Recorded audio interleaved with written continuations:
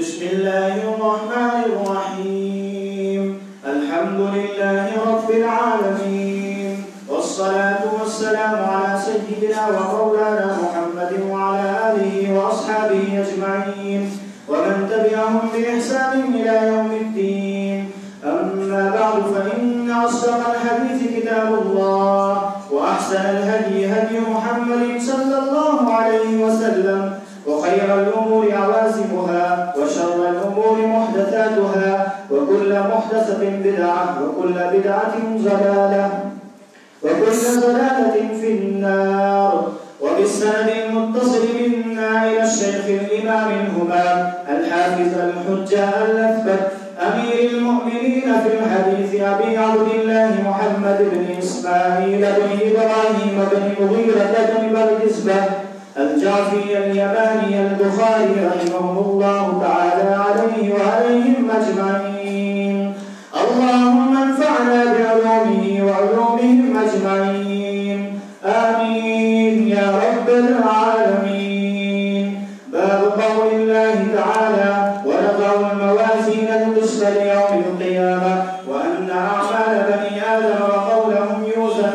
وقال مجاهد القسطاس والعدل بالرومية وإن قال والقسط مصدر المقسط وهو العادل وأما القاسط فهو الجائر.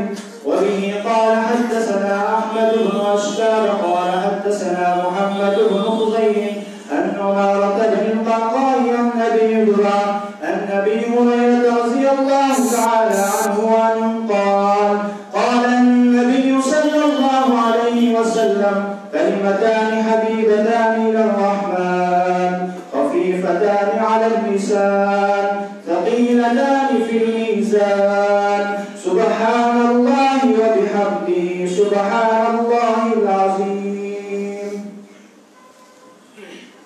بسم الله الرحمن الرحيم. وإن قال حدثنا أحمد بن أشكاب قال حدثنا محمد بن فزيل عن عمارة بن القعقاع عن أبي زرعة عن أبي هريرة رضي الله تعالى عنه وعنهم قال قال النبي صلى الله عليه وسلم كلمتان حبيبتان إلى الرحمن خفيفتان على اللسان ثقيلتان في الميزان سبحان الله وبحمده سبحان الله العظيم. بسم الله الرحمن الرحيم. وبه قال حدثنا أحمد بن وشكاب قال حدثنا محمد بن فزيل عن عمارة بن القعقاع عن أبي زرعة عن أبي هريرة رضي الله تعالى عنه وعنهم قال قال النبي صلى الله عليه وسلم كلمتان حبيبتان إلى الرحمن خفيفتان على اللسان ثقيلتان في الميزان سبحان الله وبحمده سبحان الله العظيم. بسم الله الرحمن الرحيم. وبه قال حدثنا أحمد بن وشقاب قال حدثنا محمد بن فزيل عن عمارة بن القعقاع عن أبي زرعة عن أبي هريرة رضي الله تعالى عنه قال قال النبي صلى الله عليه وسلم كلمتان حبيبتان إلى الرحمن خفيفتان على اللسان ثقيلتان في الميزان سبحان الله وبحمده سبحان الله العظيم. بسم الله الرحمن الرحيم. وبه قال حدثنا أحمد بن أشكاب قال حدثنا محمد بن فضيل عن عمارة بن القعقاع عن أبي زرعة عن أبي هريرة رضي الله تعالى عنه وعنهم قال قال النبي صلى الله عليه وسلم كلمتان حبيبتان إلى الرحمن خفيفتان على اللسان ثقيلتان في الميزان سبحان الله وبحمده سبحان الله العظيم. بسم الله الرحمن الرحيم. وبه قال حدثنا أحمد بن أشكاب قال حدثنا محمد بن فضيل عن عمارة بن القعقاع عن أبي زرعة عن أبي هريرة رضي الله تعالى عنه وعنهم قال قال النبي صلى الله عليه وسلم كلمتان حبيبتان إلى الرحمن خفيفتان على اللسان ثقيلتان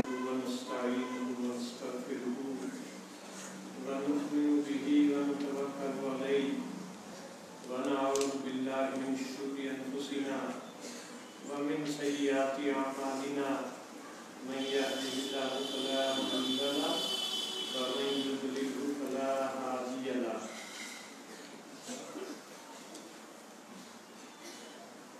حضرت استاد محترم شیخ الجامعہ عم اللہ فیضہم وأدام اللہ ذلہ وأدام برکاتہ. دیگر حضرات علماء اسلام اور اس مبارک مجلس میں شریک حاضرین مجلس، عزیز طلباء، یہ ہم سب کی خوش نصیبی ہے اور میں اس خوش نصیبی میں آپ کے ساتھ اپنے آپ کو بھی شریک کرتا ہوں کہ جامعہ ضیاء العلوم کا آغاز جن حالات میں ہوا تھا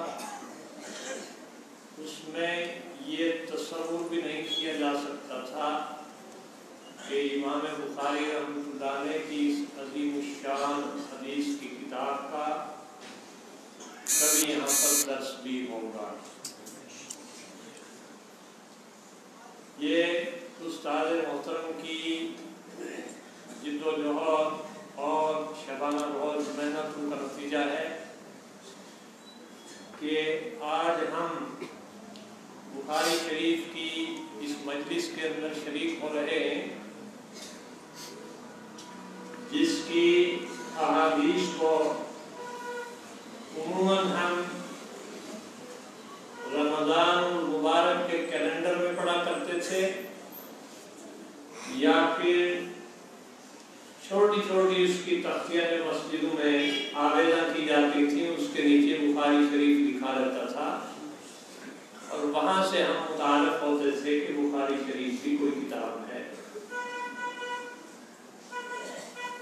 मैं खुद इस जामे के इस फैज़ का और हजरत उस्ताद मोहतरम की कर्म फरमाइयों का बहुत ज़्यादा शुक्रगुजार हूँ, असातिज़ा किराम का भी, कि उनकी हौसला अफजाइयों से मुझे इस वक्त आप हजरात से रूबरू होने का मौका मिला और बुखारी शरीफ की आखिरी हदीस के सिलसिले में कुछ अर्ज़ मालूम करने का हौसला मिला है।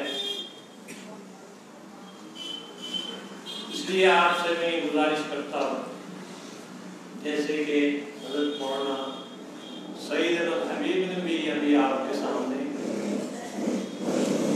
बहुत ज़्यादा ईमानी जोश और जज्बे के साथ इस अहमियत का इज़हार फरमाया कि हदीस की ऐसी मजलिसों में अपनी नौजवान नस्लों को भी लाना चाहिए और इसके ज़रिए से हमारे समाज में और हमारी सोसाइटी के अंदर जो तब्दीली पैदा हो सकती है, दूसरे वसाइल और ज़राए से पैदा नहीं हो सकती है। अल्लाह ताला इस मजलिस को कबूलियत से नवाजे और उस्ताद मोहतरम शेरपुर जामिया की अल्लाह तबारक व तआला इन काविशों को बेहद कबूल फरमाए, उनके साये को हम सब के ऊपर तादेर कायम रखे और इस इदारे के फैज़ान को देर तक, दूर तक और एक दौर तक अल्लाह ताला इसको कायम रखे।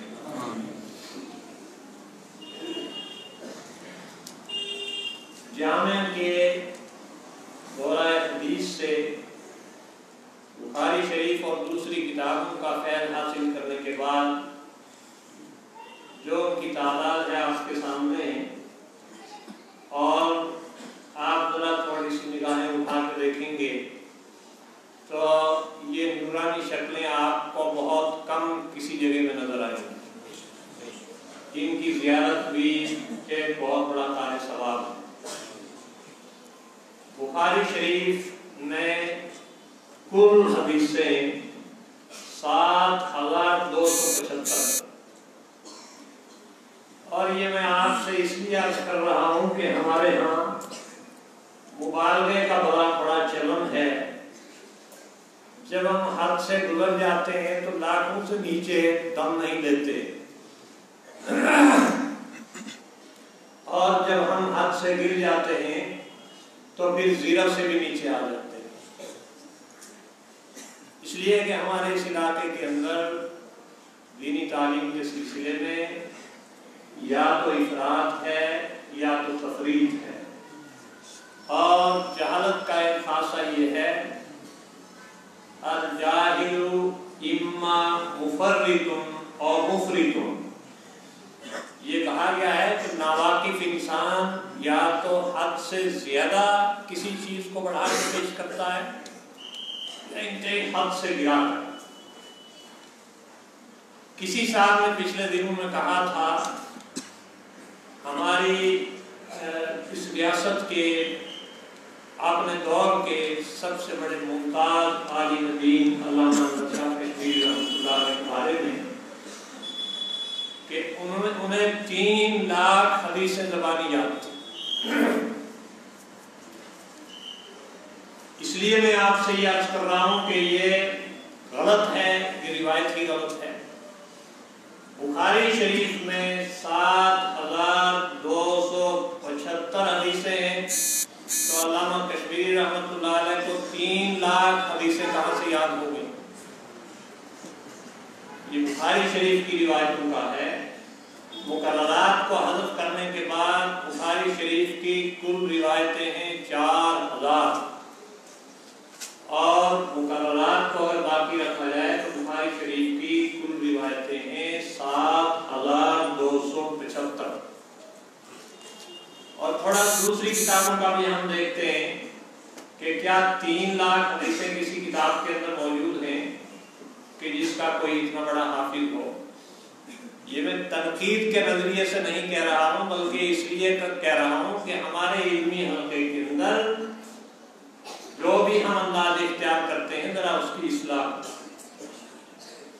مسلم شریف میں 3 لاکھ احادیث سے صرف 12000 احادیث کا انتخاب کیا،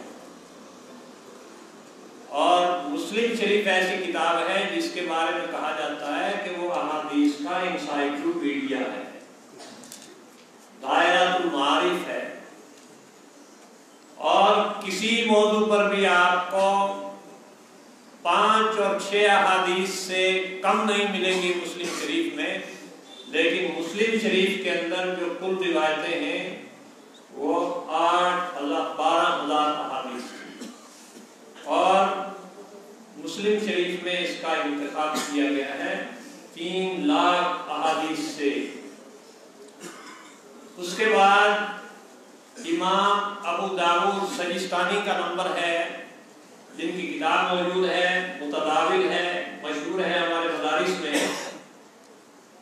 انہوں نے 5 لاکھ احادیث میں سے 4800 احادیث کا انتخاب کیا، یعنی امام بخاری سے صرف 400 حدیث سے زیادہ، تو 4800 احادیث کا انتخاب ہے۔ ایک کتاب ترمذی شریف کے ساتھ آخر میں ہے، اس کا نام ہے شمائل ترمذی، اس کی کل احادیث 400 ہیں۔ ایک کتاب ہمارے نصاب میں، دورے کے نصاب میں ہے، ابن ماجہ شریف، اور اس میں کل 4000 احادیث ہیں۔ ایک کتاب امام مالک ابن انس رحمۃ اللہ علیہ کی ہے، اس کا نام ہے موطا امام مالک، اس میں 10000 احادیث ہیں۔ اور موطا امام مالک کا ایک دوسرا نسخہ ہے جس کو امام محمد رحمۃ اللہ علیہ نے منتخب کیا ہے، امام مالک رحمۃ اللہ علیہ کی مجلس میں املا کیا ہے۔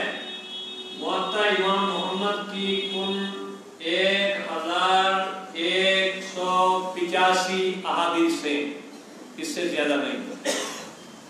تو آپ دیکھ رہے ہیں ان کتابوں میں کہیں انتخاب احادیث کا لاکھوں تک پہنچتا ہے۔ ہمارے نصاب کے اندر، موقوف علیہ کے اندر مشکات شریف پڑھائی جاتی ہے، تو شاید ہمارے علمی حلقے کے ذہن میں ہو کہ مشکات شریف تو احادیث کا ایک خزانہ عامرہ ہے اور ایک چلتا پھرتا کتب خانہ ہے، شاید اس سے زیادہ ہو، تو اس کے اندر کل احادیثیں 4484، اس سے زیادہ احادیث نہیں ہیں۔ اس لیے یہ وضاحت کر دی گئی کہ اب لاکھوں اور کئی لاکھوں کا بعض حضرات اضافہ کرتے ہیں، وہ محض ایک زبانی اضافہ ہے، یہ ایک تاریخی جائزہ ہے۔ امام بخاری رحمۃ اللہ علیہ نے اپنی کتاب کا انتخاب کیا ہے 7275 احادیث میں سے صرف 4000۔ امام بخاری رحمۃ اللہ علیہ نے جس وقت اس کتاب کو منتخب کرنے کا اور اس کی احادیث کو جمع کرنے کا ارادہ کیا، تو روضہ رسول اور منبر رسول صلی اللہ علیہ وسلم کے درمیان بیٹھے وضو کرتے تھے۔ وضو کرنے کے بعد 2 رکعت نماز نفل ادا کرتے تھے، ادا کرنے کے بعد پھر ایک حدیث لکھتے تھے، اور امام بخاری بخاری رحمۃ اللہ علیہ کے ایک ایک راوی کی ثقافت، ایک ایک راوی کی دیانت، ایک ایک راوی کی صداقت، ایک ایک راوی کا تقوی، ایک ایک راوی کی احتیاط کا یہ عالم ہے کہ حافظ ابن حجر عسقلانی رحمۃ اللہ علیہ نے اس کی شرح میں لکھا کہ بخاری شریف کی محض سند کو اگر کسی مجنون پر، کسی پاگل پر اگر پڑھ دیا جائے لا برا تو وہ صحیح ہو جائے۔ میں مطلب کی بات نہیں کرتا ہوں، بلکہ صرف حدیث کی سند اگر کسی مجنون کے اوپر جس کو جنون کی بیماری ہو، اگر اس سند کو اس پر پڑھ دیا جائے اور سند کے اندر صرف راویوں کے نام آتے ہیں، یہ ایسی مبارک ہستیاں ہیں کہ اس کا جنون جاتا رہے گا۔ تمام علماء کا، تمام محدثین کا، تمام اہل علم کا، تمام اولیاء کرام کا اور علماء ربانیین کا فیصلہ ہے کہ آج تک بخاری جیسی عظیم الشان کتاب کے اوپر سورج طلوع نہیں ہوا کسی علاقے سے۔ امام بخاری رحمۃ اللہ علیہ کو یہ 4000 احادیث زبانی سند کے ساتھ یاد، تو ہم کوشش کریں کہ 4000 احادیث نہ صحیح 4 حدیثیں یاد کر لیں۔ 4000 حدیثوں میں سے 4 حدیثیں اگر ہم روزانہ یاد کرتے ہیں، آپ مہینے کا ایک اوسط لگائیں، پھر سال کا، اور پھر آپ 4 سال کا اگر اوسط لگائیں گے تو انشاءاللہ العزیز یہ تعداد بہت آگے چلی جائے گی اگر ہم کوشش کریں۔ امام بخاری رحمۃ اللہ علیہ نے اپنی کتاب کو شروع کیا تھا باب کیف کان بدء الوحی الی رسول اللہ صلی اللہ علیہ وسلم۔ یہ باب ہے حضور علیہ الصلوۃ والسلام پر وحی کی کیفیات کے سلسلے میں، کہ وحی کیسے نازل ہوتی تھی، اور اختتام کیا اس کتاب کا کہ انسان اس دنیا کے اندر اپنے اعمال کو لے کر جب اس دنیا سے رخصت ہو جائے گا تو اس کے اعمال کا وزن ہوگا۔ دونوں میں ربط یہ ہے کہ انسانی زندگی کا آغاز، انسانی زندگی کی تمام سرگرمیاں، انسانی زندگی کی نشو و نما، انسانی زندگی کا مصرف، انسانی اعمال کا مصرف، انسانی اخلاق کا مصرف، اور زندگی کے ایک ایک لمحے، ایک ایک سانس کا مصرف ہونا چاہیے وحی الہی کو محفوظ کرنے کے لیے احادیث کا یاد کرنا۔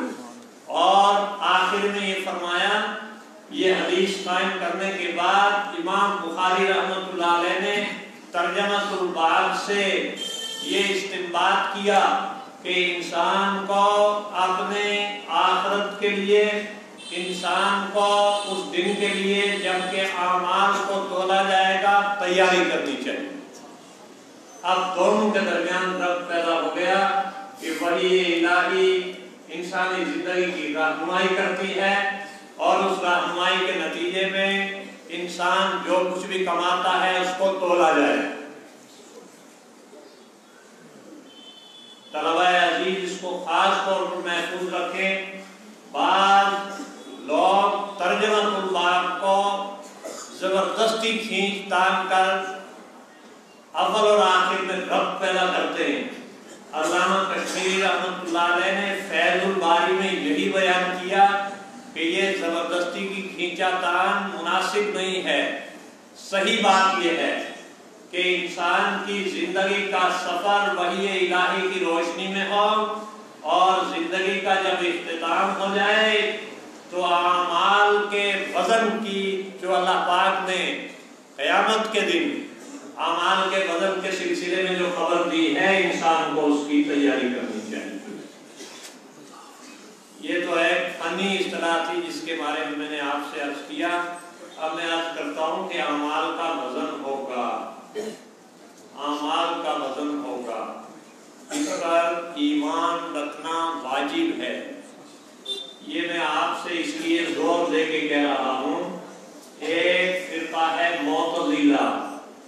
معتزلہ کا کہنا یہ ہے کہ اعمال کوئی جسمانی چیز نہیں ہے، بلکہ اعمال انسان کے ایسی چیز ہیں کہ جن کا وزن نہیں کیا جا سکتا۔ مان لیجئے ہم نے نماز پڑھی تو نماز پڑھنے کا یہ عمل ایک عارض ہے، فنون کی اصطلاح میں یہ کوئی مادی چیز نہیں ہے، اس کا وزن نہیں ہوگا۔ ہم نے روزہ رکھا تو اس کا کوئی وزن نہیں ہوگا، اور ہم نے حج کیا تو اس کا کوئی وزن نہیں ہوگا۔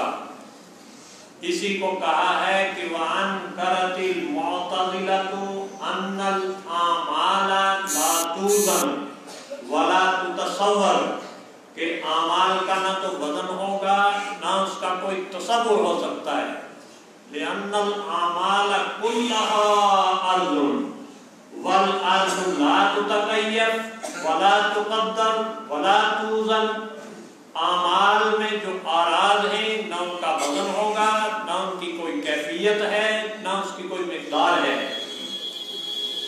وَبِالرَّغْمِ عَلَى ذَلِكَ اجمع اہل السنت والجماعہ علی ان الاعمال توزن، اہل سنت والجماعت کا عقیدہ یہ ہے کہ اعمال کا وزن ہوگا۔ لیکن آپ نے کچھ حضرات ایک خاص لوجک کے تحت، ایک خاص فلسفے کے تحت ذہن میں ایک مفروضہ قائم کر سکتے ہیں کہ وہ ترازو کس طرح کی ہوگی جس کے اندر انسان کی نماز تولی جائے گی، وہ ترازو کس طرح کی ہوگی جس کے اندر انسان کے روزے تولے جائیں گے۔ تو بھائیو، جو چیز معتزلہ کی عقل میں نہیں آ سکی وہ آج کے نوجوانوں کی عقل میں آسانی سے آ سکتی ہے۔ کیا بخار کو تولنے اور ناپنے کا آلہ تھرمامیٹر نہیں ہے؟ اور آج تو ہر انسان بیماریوں کا مجموعہ بنا ہوا ہے، اور کیا جتنے بھی ٹیسٹ کیے جاتے ہیں، جتنی جانچیں کی جاتی ہیں، ان جانچوں کے اندر کیا مشین کے ذریعے بیماری کو، جو کہ ایک غیر حسی چیز ہے، تولا نہیں جاتا؟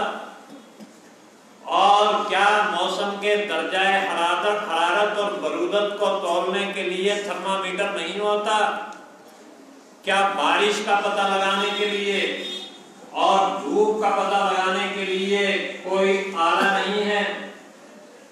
عجیب بات ہے کہ آج سے 800 سال پہلے معتزلہ ایک جماعت گزری ہے، اور وہ خالص ایک عقلی منطقی اور فلسفی جماعت گزری ہے۔ اس کے دماغ میں یہ بات نہیں سمائی کہ جس طریقے سے انسان کی سانسوں کو تولا جا سکتا ہے، اور انسان کے لمحوں کو تولا جا سکتا ہے، انسان کی گرمی کو تولا جا سکتا ہے، انسان کے جسم کی ٹھنڈک کو تولا جا سکتا ہے، انسان کے دماغ کے اندر کیا چل رہا ہے، کیا منصوبے ہیں، کیا پروجیکٹ کر رہا ہے، اور کیا فلسفی ہے آئندہ زندگی کے بارے میں، جب ان تمام چیزوں کو مشین کے ذریعے معلوم کیا جا سکتا ہے۔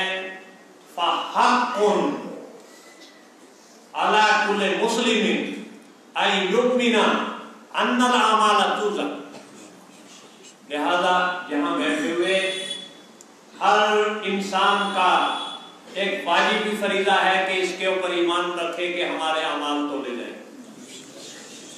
البتہ ایک بحث یہ باقی رہے گی کہ یہاں جو عنوان قائم کیا گیا ہے، اس عنوان کے لیے ایک لفظ استعمال کیا گیا ہے، وَنَضَعُ الْمَوَازِينَ الْقِسْطَ لِيَوْمِ الْقِيَامَةِ، اور ہم اعمال کا وزن قائم کرنے کے لیے قیامت کے دن ترازو قائم کریں گے۔ تو موازین میزان کی جمع ہے، تو اس کا مطلب یہ ہوا کہ اعمال کے تولنے کے لیے ایک میزان نہیں ہوں گی بلکہ مختلف میزانیں ہوں گی۔ لیکن بھائیو، یہ بھی اگر ہم سوچیں گے تو یہ سوال بھی ناقابل حل نہیں ہے بلکہ آسان ہے.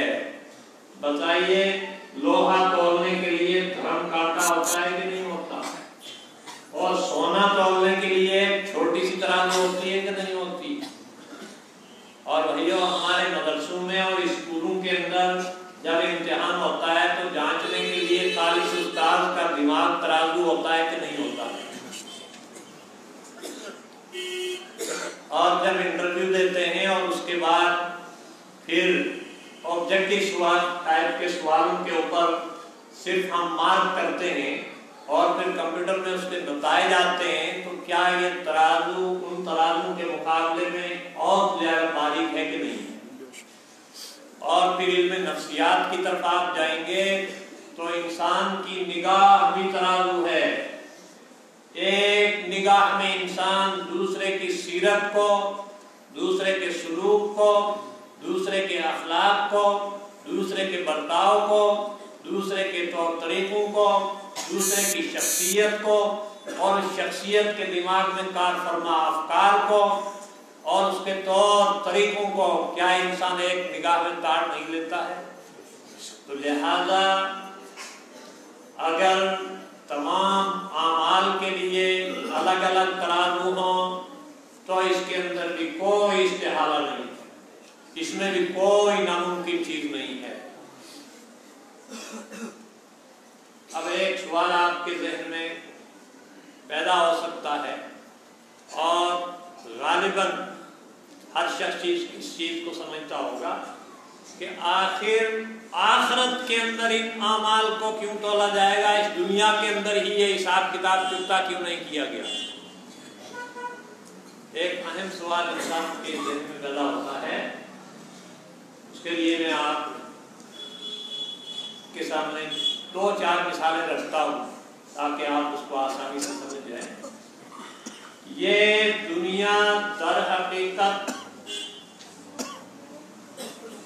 اس کا دار و مدار طبعی قانون کے تحت چلتا ہے. اخلاقی قانون کے مطابق اس دنیا کا نظام نہیں چلتا. اس بات کو یاد رکھیے.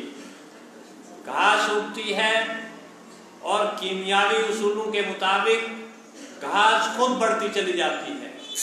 سوچئے وہ کون سی قوت، وہ کون سی طاقت، وہ کون سا ذریعہ، وہ کون سا وسیلہ ہے جو گھاس کے اندر جڑیں پیدا کرتا ہے، گھاس کی پتیاں نکلتی ہیں اور پھر مناسب انداز کے اندر دن بدن بڑھنے کے بعد اس پر جوانی آتی ہے، پھر اس پر بڑھاپا آتا ہے، پھر اس کے اوپر خزاں آتی ہے اور پھر اس کے اوپر ایک دن ایسا ہو جاتا ہے کہ وہ چیز فنا ہو جاتی ہے. یہ طبعی چیز ہے. اس دنیا میں ہم جو کچھ بھی کرتے ہیں دنیا میں کیمیاوی اور سائنسی اور طبعی اصولوں کے مطابق زندگی گزارتے ہیں. اخلاقی اصولوں کے مطابق ہم زندگی نہیں گزارتے. مثال کے طور پر اخلاقی اصولوں کے مطابق اگر ہم زندگی گزاریں تو مثلاً کسی شخص نے چوری کی تو چوری کا پتہ لگانے کے لیے نہ پولیس تھانہ ہو، نہ عدالتیں ہوں، اور عدالتوں کے اندر نہ عدالت عالیہ ہو نہ سپریم کورٹ، بلکہ ایک فرشتہ آسمان سے اترے اور چور کے ہاتھ کو کاٹ کر پھینک دے اور فوراً واپس چلا جائے. لیکن آج تک آپ نے دیکھا کہ کسی شخص نے چوری کی اور وہ جب صبح سو کر جب وہ صبح اٹھا تو اس کا ہاتھ کٹا ہوا ہو؟ آپ نے نہیں دیکھا. بلکہ چوروں کی تعداد اس دنیا کے اندر نیکوکاروں کے مقابلے میں دندناتی پھرتی ہے اور پولیس والے اس کو پکڑتے ہیں، اس کے ثبوت نہیں ملتے، عدالت میں مقدمہ قائم ہوتا ہے تو عدالت میں وکیل ہوتا ہے، عدالت میں دلیل ہوتی ہے، عدالت میں اپیل ہوتی ہے. لیکن مجھے بتائیے کون سا چور دلیل، اپیل اور وکیل تینوں کے ذریعے سے آج تک کون سا چور پکڑا گیا ہے؟ بڑے بڑے چور ہیں، چوری کے اندر انہوں نے نام پیدا کیا اور مستقل ایک ڈپارٹمنٹ ہی بد اخلاقی کا چوری کا محکمہ ہو. اگر دنیا کے اندر چور کو خدا تعالیٰ کی طرف سے سزا ملے اور اس کا ہاتھ کٹنے لگے تو تھانوں کی دیواریں بلند ہونے کے بجائے جامعہ کی دیواریں آسمان سے مل جائیں. عدالتوں کی بلڈنگیں بلند ہونے کے بجائے مسجدوں کی دیواریں اونچی ہوتی رہیں. نہ کوئی پولیس تھانہ رہے، نہ کوئی عدالت رہے، نہ کوئی وکیل رہے، نہ کوئی دلیل رہے، نہ کوئی اپیل رہے. تو معلوم یہ ہوا کہ اس دنیا کا نظام اخلاقی نظام کے تحت نہیں چل رہا ہے.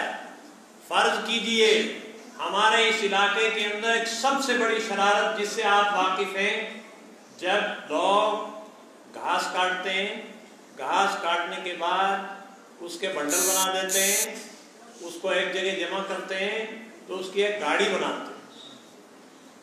پھر جب برف پڑتی ہے اور سیاہ رات ہو جاتی ہے اور ایک انسان جب باہر نکلتا ہے تو اس کا اپنا ہاتھ اس کا نظر نہیں آتا ہے.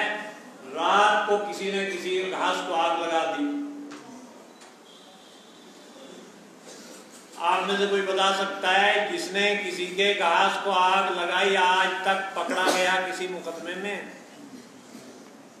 اگر پکڑا گیا ہوتا تو یقیناً گھاس جلانے کا یہ عمل آج تک ختم ہو چکا ہوتا، مگر نہیں پکڑا گیا.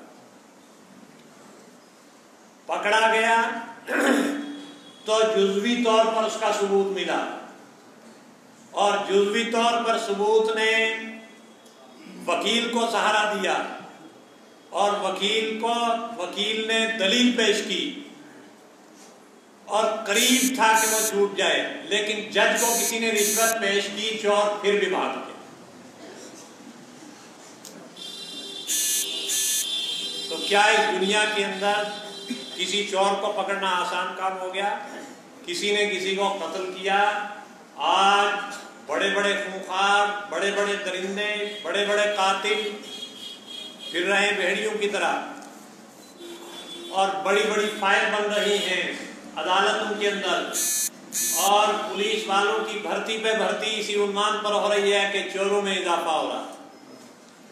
لیکن حضور علیہ السلام نے اس نظام کو اس طرح سے نہیں چلایا کہ حضور علیہ السلام چور پکڑتے پھرتے. غور کیجئے کہ حضور علیہ السلام اگر اس طرح سے چوروں کے پیچھے بھاگتے رہتے تو 23 سالہ کیا 23,000 سال گزر جاتے، آپ نے پیغام کو پورا نہ کر پاتے.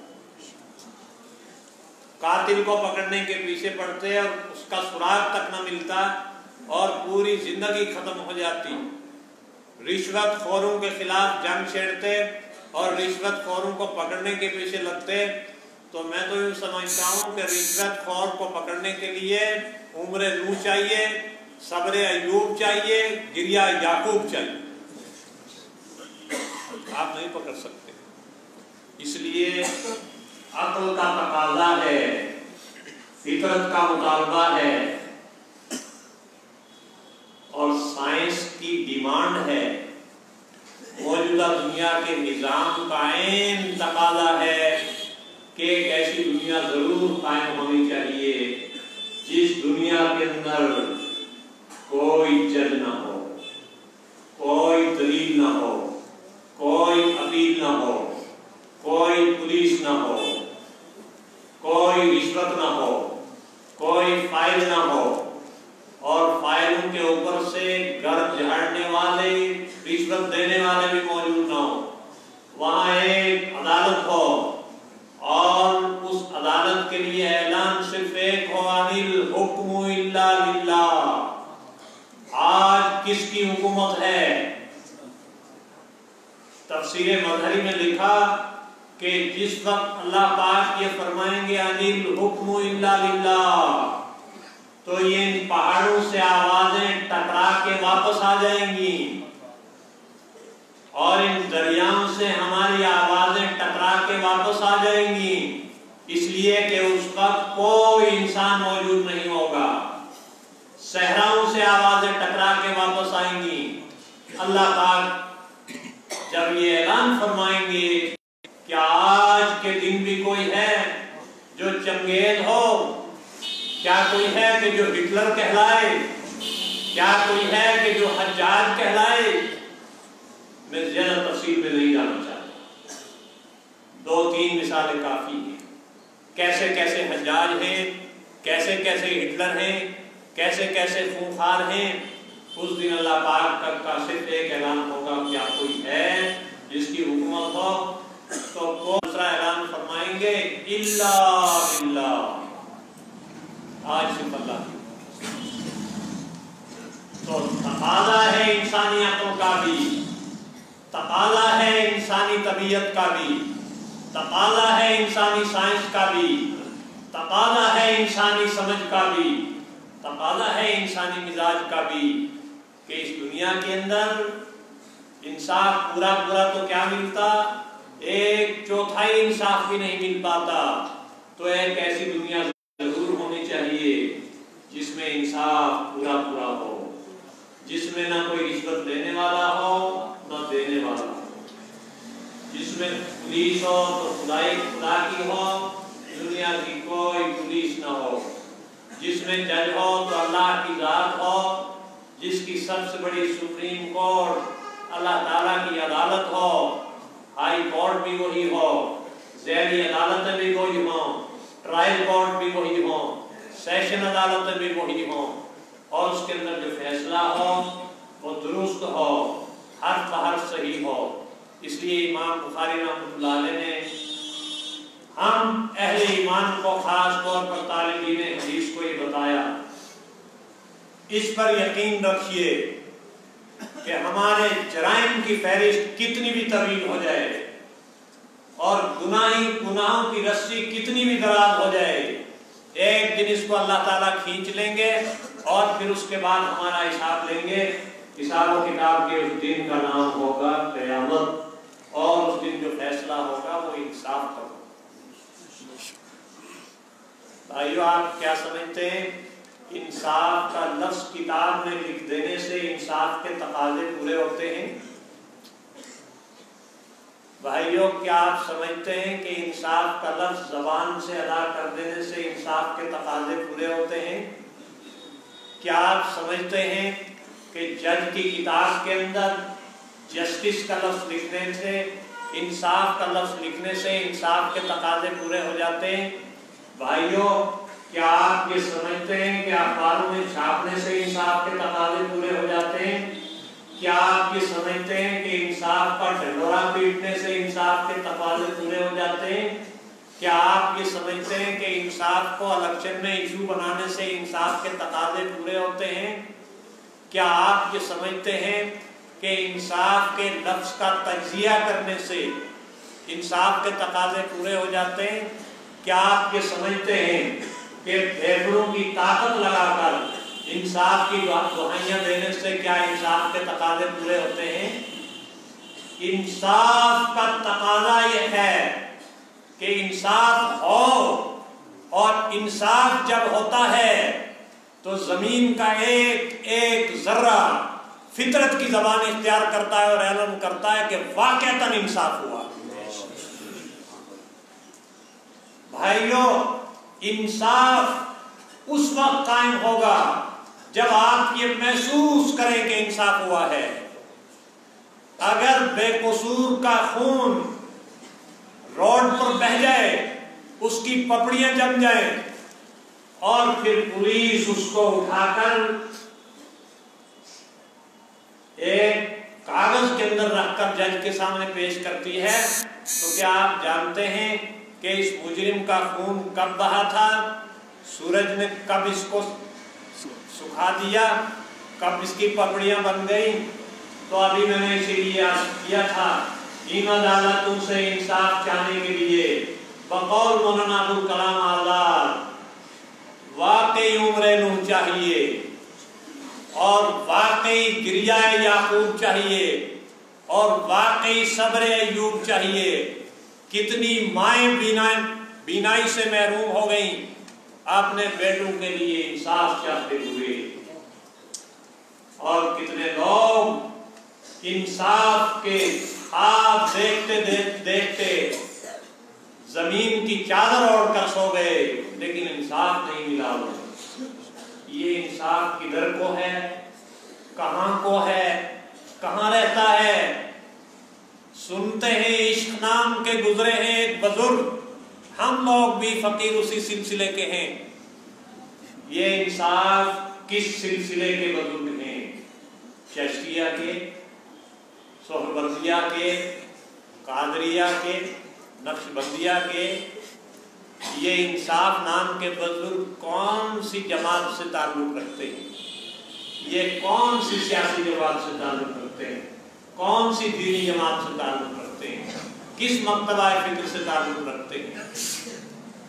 انصاف آج تک ہوا ہی نہیں ہے تو انصاف کا تعارف کیسے کروایا جائے؟ کیوں؟ اس لیے کہ انصاف صحیح معنی میں وہاں ہوگا جہاں ہر انصاف کو لگے کہ انصاف ہوا ہے،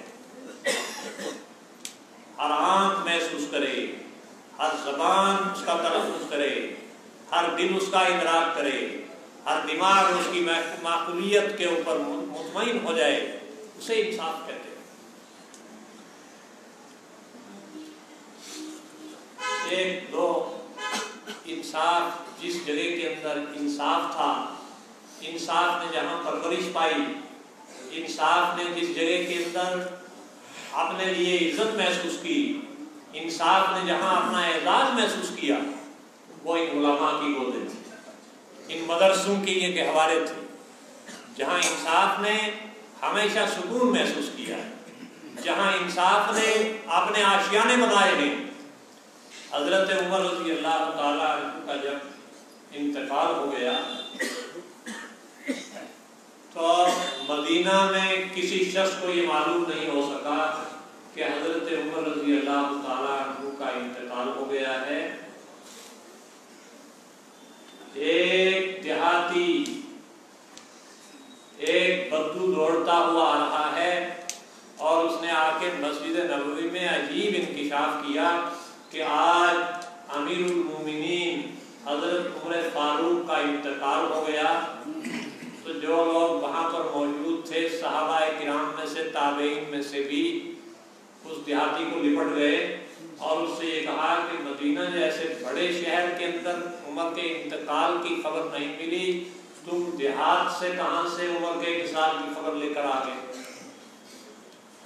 اور آپ کو عجیب سا لگے گا نا کہ جامعہ ضیاء العلوم میں ہم بیٹھے ہوئے ہیں اور کوئی شخص ڈوڈا کی پہاڑی سے یا اس سے بھی آخر میں کوئی پہاڑی ہو وہاں سے بھاگا ہوا آئے اور ہمیں آ کر یوں بتائے کہ یہاں بخاری شریف کا درس ہو رہا ہے اور ہم یہاں بیٹھے ہوئے ہمیں معلوم نہ ہو کہ بخاری کا درس ہو رہا ہے، آپ کس کی بات معتبر مانیں؟ اس دیہاتی نے جب یہ کہا، وہاں پر موجود حضرات تھے، انہوں نے کہا کہ بھائی ہمیں تو معلوم نہیں ہے، آپ کو کیسے پتا چلا؟ کہا پتا مجھے بھی نہیں ہے، لیکن مجھے آج ایک بھیڑیے نے یہ بتایا کہ عمر کا انتقال ہوا۔ بھیڑیے نے کیسے بتایا؟ کہا کہ عمر کی خلافت کے اتنے سال ہو گئے، آج تک میں بھیڑے چراتا رہا اور بھیڑیوں نے آنکھ اٹھا کر کسی بکری کی طرف نہیں دیکھا، بھیڑ کی طرف نہیں دیکھا، اور آج صبح میں نے دیکھا ہے کہ بھیڑیے نے میری بکری پر حملہ کر دیا۔ میں یہ سمجھا کہ انصاف قائم کرنے والا شخص ہے دنیا سے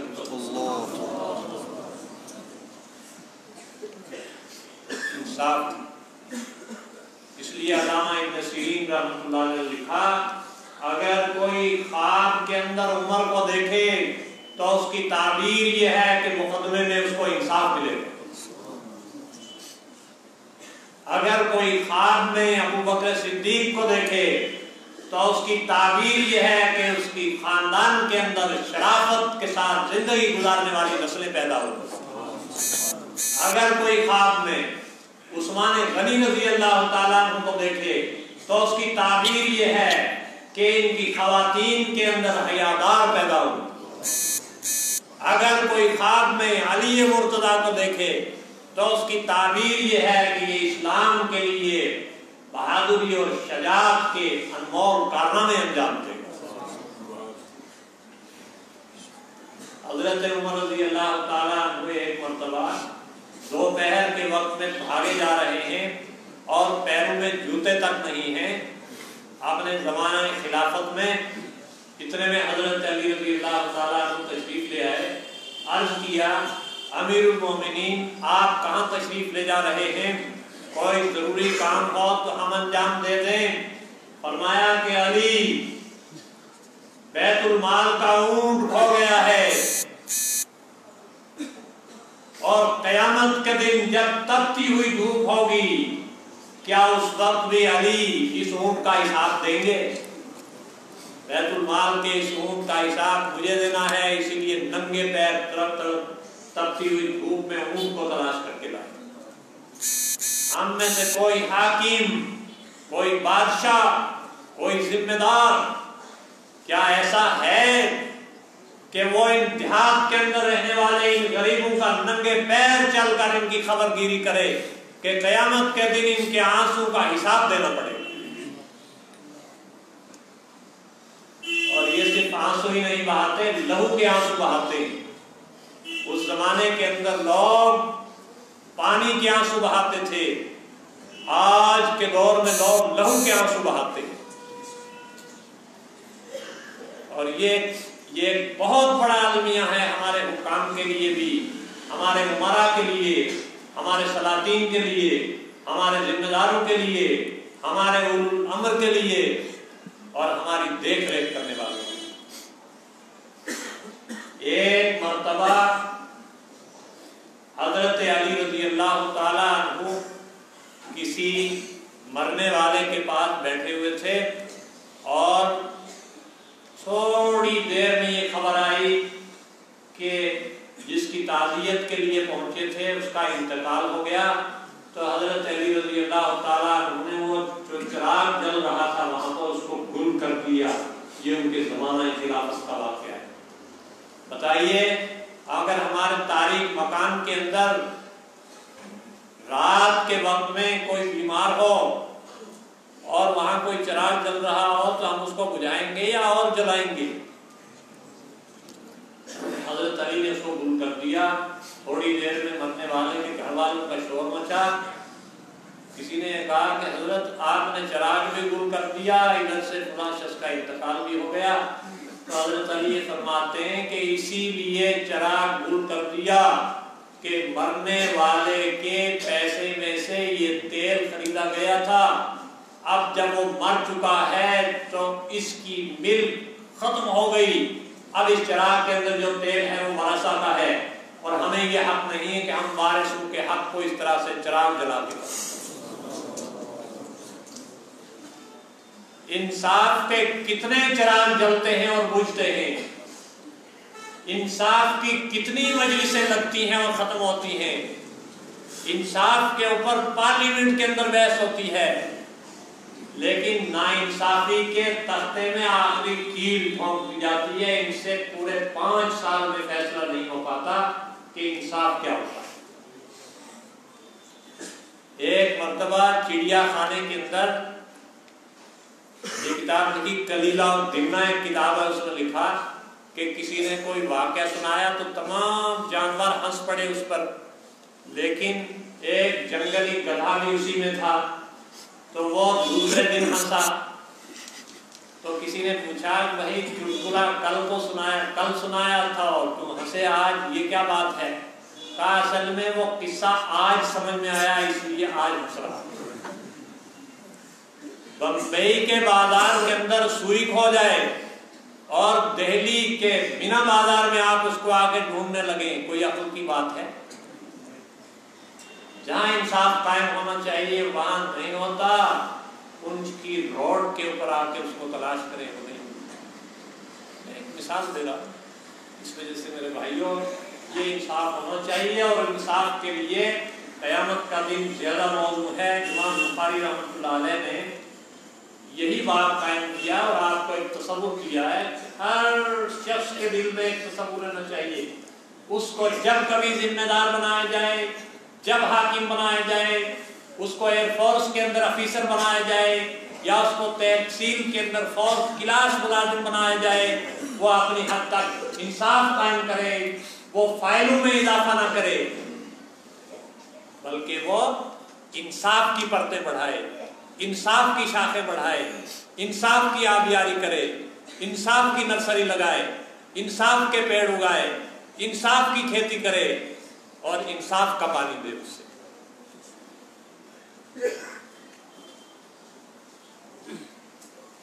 باب قول اللہ ونضع الموازین القسط لیوم القیامہ، اور ہم قیامت کے دن ترازو قائم کریں گے القسط۔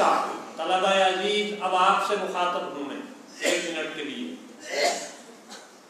القسط یہ مصدر ہے اور بعض نسخوں کے اندر اس طرح سے ضبط کیا ہے وَنَضَعُ الْمَوَازِينَ لِلْقِسْطِ، اور بعض نسخوں میں لام ساکت ہے، اور جہاں لام کا اس بات ہے وہاں ترجمہ ہوگا للقسط کے پر جو الف لام ہے وہ اجل کے لیے ہے۔ کس کے لیے ہے؟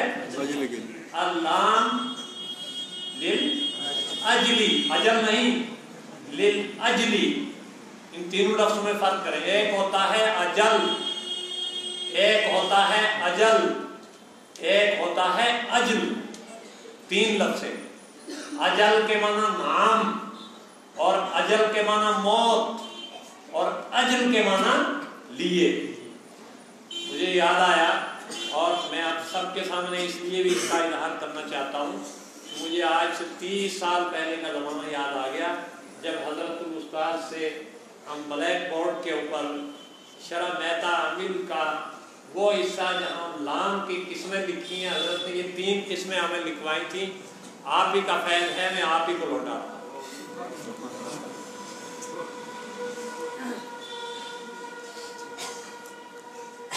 لیوم القیامہ، القیامہ کے اوپر جو لام ہے وہ لام تعلیل کا ہے۔ اور عزیز طلبہ اب ترجمہ آپ کیا کریں گے وہ دیکھیے ترجمہ، وَنَضَعُ الْمَوَازِينَ لِلْقِسْطِ، اور ہم قیامت کے دن اعمال کو تولنے کے لیے ترازو قائم کریں گے، کس لیے؟ تاکہ انصاف ہو، بالقسط، تاکہ انصاف ہو، اور یہ عدالتیں ہیں تاکہ انصاف نہ ہو دنیا ہو۔ ہم کیوں عدالتیں قائم کرتے ہیں؟ لماذا نحن نقیم العدالت والقضاء والمحکمۃ لئلا نقضی لئلا نعدل۔ دنیا ہی الٹ گئی، یہاں اس لیے قائم ہو گئی کہ کہیں انصاف قائم نہ ہو پائے۔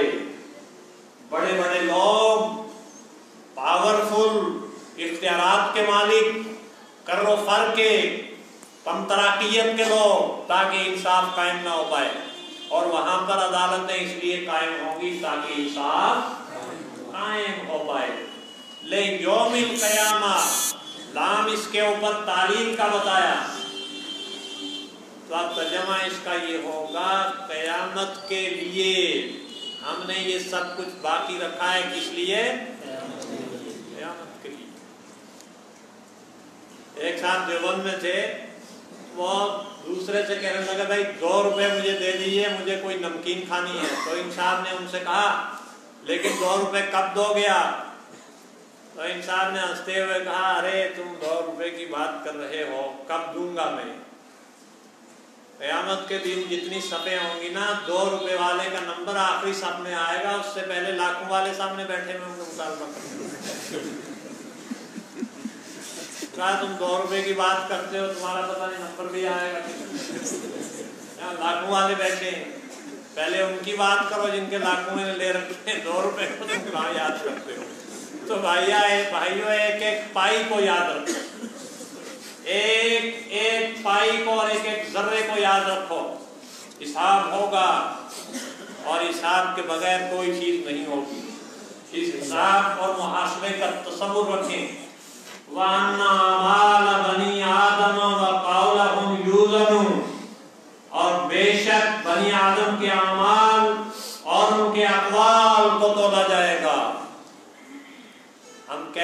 فلاں شخص نے بڑی وزنی بات کہی، کیا تولا نہیں جانتا باتوں میں باتوں کو؟ وقال مجاہد القسطاس العدل، حضرت عبداللہ ابن عباس رضی اللہ تعالیٰ عنہ کے ممتاز شاگرد جن کو ایک عرصے تک تلمذ حاصل رہا حضرت مجاہد ہے، جب لفظ قسطاس آتا ہے وزنوا بالقسطاس المستقیم اور سیدھی ترازو سے وزن کرو، تو وہ اس کا ترجمہ کرتے ہیں العدل۔ اور عربی زبان کے اندر جہاں اور بہت سے الفاظ دوسری زبانوں سے آئے ہیں اس کو عربی میں کہتے ہیں دارجہ۔ یہ الفاظ عربی کے اندر باہر سے آئے ہیں، ان میں ایک لفظ ہے القسطاس، کہا جاتا ہے القسط، اس کی مزید تشریح بولتے ہیں قسط، اور آج ہم بولتے ہیں انسٹالمنٹ کے لیے قسط۔ تو انسٹالمنٹ کو قسط اس لیے بولتے ہیں کہ اس کے اندر بھی نصف نصف کیا جاتا ہے، اس کے اندر جس چیز کو ہمیں ادا کرنا ہوتا ہے اس کو نصف نصف کیا جاتا ہے۔ انصاف کے معنی کیا ہے؟ نصف نصف کرنا، پورا پورا دینا۔ اور اس کا اور اس میں فاعل اس کا ہے المقسط وهو العادل۔ جب ہم بولتے ہیں فلان اقسط تو اس کا ترجمہ یہ ہوتا ہے کہ فلاں نے انصاف کیا، لیکن اگر ہم بولتے ہیں قاسط تو یہ اس کا لفظ کا ترجمہ الٹ جائے گا، اب اس کا ترجمہ ہوگا ظالم۔ مقسط کے معنی انصاف کرنے والا، قاسط کے معنی ظالم۔ وَأَمَّا الْقَاسِطُ فَهُوَ الْجَائِرُ وَبِهِ قَالَ حَدَّثَنَا۔ طلبہ عزیز اچھی طرح سے سن لیں اور اس کو ذہن میں بھی رکھیں۔ میں نے پورے سال میں شاید ایک دو بار آپ سے عرض کر سکا ہوں میں کہ یہ لفظ سب میں ہماری زبان سے نکل جاتا ہے حدثنا۔ بہت جلدی میں رہتے ہیں ہم لوگ، خاص طور پر اونچ کے رہنے والے، اور بہت سے اعراب کو کھا جاتے ہیں۔ اصل لفظ ہے حدثنا۔ کیا پڑھنا ہے اب آپ؟ احمد بن اشکاب و اشکاب دونوں طرح سے ضبط کیا گیا ہے۔ قال حدثنا محمد بن فضیل عن عمارة بن قعقاع عن ابی زرع عن ابی ہریرہ رضی اللہ تعالی۔ اس روایت کا مدعا ہے حضرت ابو ہریرہ، اور کتاب کو اگر آپ شروع میں کھول کے دیکھیں گے تو حضرت ابو ہریرہ بھی وہی آپ کو ملیں گے۔ علم حدیث کے بابا آدم ہیں حضرت ابو ہریرہ، علم حدیث کے، اور حضرت ابو ہریرہ رضی اللہ تعالیٰ عنہ کی روایت جہاں ہوتی ہے اس کو اردو میں بولتے ہیں لوہا لاٹ، اس کو بولتے ہیں نخالص، اس کو بولتے ہیں کھرا سونا، اور اس کو بولتے ہیں جس کے اندر ایسا خالص جس میں ذرا بھی کھوٹ نہیں۔ روایت ہے رسول اللہ صلی اللہ علیہ وسلم سے۔ اب آپ کی دلچسپی اس حدیث کی طرف ہونی چاہیے، عوام کی بھی، خواص کی بھی، ہماری بھی، آپ کی بھی۔ یہ بخاری شریف کی آخری روایت ہے، اور اس روایت کے لیے یہ جامعہ نے اتنا نظام بنایا ہے اس مجلس کا۔ کلمتانی حبیبتانی الی الرحمن خفیفتانی علی اللسان ثقیلتانی فی المیزان سبحان اللہ و بحمدہ سبحان اللہ العظیم۔ میں چاہوں گا کہ ایک بار میرے ساتھ آپ ان کلمات کو آپ ادا کریں۔ کلمتانی حبیبتانی الی الرحمن خفیفتانی علی اللسان ثقیلتان فی المیزان سبحان اللہ و بحمدہ سبحان اللہ العظیم۔ وہ کلمے ہیں جو اللہ کے نزدیک انتہائی محبوب، دو کلمے جو اللہ کے نزدیک محبوب کا کیا مطلب ہے؟ محبوب کا مطلب یہ نہیں وہ خدا کو پسند، اس کا مطلب یہ ہے کہ ان کلموں کا پڑھنے والا خدا کے نزدیک محبوب ہے. ما مانا ہاتین الکلمتین ان الکلمتین محبوبۃ عند اللہ سبحانہ و تعالی. حافظ ابن حجر اس کی تشریح کرتے ہیں وَمَانَاهُ أَنَّ مَنْ نَطَقَ بِهَاتَيْنِ الْكَلِمَتَانِ فَهُوَ بِهَاتَيْنِ الْكَلِمَتَيْنِ فَهُوَ مَحْبُوبٌ عِندَ اللَّهِ. وہ اللہ کے نزدیک محبوب. اور یہ دو کلمے زبان پر ہلکے ہیں. ابھی آپ نے پڑھا ان دو کلموں کو, کوئی دقت تو آپ کو محسوس نہیں ہوئی؟ بہت آسانی سے آپ نے اس کو ادا کیا. لیکن کبھی آپ یہ سمجھیں کہ جیسے زبان پر پڑھنے میں یہ ہلکے ہیں, کبھی میزان کے اندر بھی ہلکے ہوں. تو فرمایا ثقیلتان فی المیزان, ترازو کے اندر بہت بھاری, ترازو کے اندر بہت بھاری. وہ کون سے دو کلمے ہیں؟ سبحان اللہ و بحمدہ سبحان اللہ العظیم. ایک بار پڑھیے, غور سے پڑھ لیجیے. سبحان اللہ و بحمدہ سبحان اللہ. آج آپ کو معلوم ہوا کہ یہ دو کلمے اتنی اہمیت کیا حامل ہیں کہ امام بخاری نے اپنی عظیم الشان کتاب کا اختتام ہی سے کیا. تو وہ دو کلمے یاد ہوں گے انشاءاللہ. سبحان اللہ و بحمدہ سبحان اللہ العظیم. بس اب میں بات ختم کرتا ہوں. اور یہ زبان کے اوپر ہلکے ہیں اور ترازو میں بھاری ہیں. تو ہمارے برادر محترم حضرت مولانا سعید احمد حبیب صاحب, گجرات سے تعلق رہتا ہی ہے, ہمارے اساتذہ کا بھی رہتا ہے. گجرات میں پاپڑ بکتا ہے, وہ تولیں گے اس کو تو بہت ہلکا ہے, لیکن جب کھا جائیں گے تو اس کو ہضم کرنا بڑا مشکل ہوگا.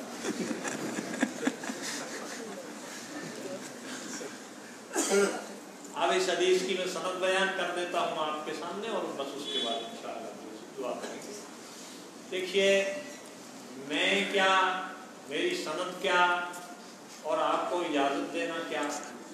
حضرت الاستاد موجود ہیں اور ساری سندوں کا مجمع وہی ہے. اصل بات یہ ہے, اور میں تو اس کی جرات بھی نہیں کر سکتا کہ آپ کو اجازت دینے میں کوئی لفظ استعمال کروں. اصل ہم سب کی سند جو ضیاء العلوم کے فیض یافتہ ہیں ان کی سند تو وہیں پر جا کر ملتی ہے, لیکن رسماً میں آپ کے سامنے اس کی سند بیان کر دیتا ہوں تاکہ آپ کو بعد میں اس کی سہولت ہو. بخاری شریف جلد اول ہم نے 3 شخصیات سے پڑھی ہیں, اور وہ 3 شخصیات اس وقت دنیا میں. حضرت علامہ رفیق صاحب سے کتاب کا افتتاح ہوا تھا, اور علامہ رفیق صاحب اپنے وقت کے مشہور محدث تھے. جلال آباد مفتاح العلوم کے اندر پڑھاتے تھے. اور پھر 3 شخصیات ان کے علاوہ جنہوں نے اس کتاب کو کی اجازت ہمیں دی ہے, ان میں ایک ہیں حضرت مولانا سید انظر شاہ صاحب رحمۃ اللہ علیہ, شیخ الحدیث. اور کتاب کا ایک حصہ ہم نے حضرت مولانا محمد سالم صاحب قاسمی سے پڑھا تھا, اور کتاب کا ایک حصہ دوسری جلد کا حضرت مولانا محمد نعیم صاحب دیوبندی سے ہم نے پڑھا ہے. بس ان 4 کے حوالے سے جو سند ہے وہ اس طرح سے ہے ہماری. ان حضرات نے بخاری شریف پڑھی تھی حضرت مولانا سید حسین احمد مدنی رحمۃ اللہ علیہ سے. حضرت مولانا سید حسین احمد مدنی رحمۃ اللہ علیہ نے